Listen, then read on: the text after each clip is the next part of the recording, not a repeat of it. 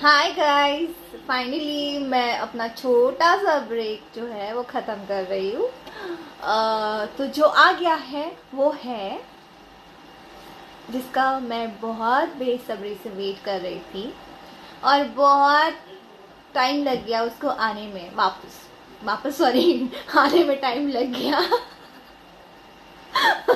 तो वो है सरप्राइज। मैं इसका वेट कर रही थी और बहुत वेट किया, बट फाइनली आ गया। जो चाहिए था वो आ गया। सो यही है वो। Okay friends, thank you so much and sorry छोटी सी ब्रेक को बड़ा ब्रेक बनाने के लिए। मैं इसको ओपन करके मैं आपको दिखाऊंगी एक छोटे से ब्रेक के बाद।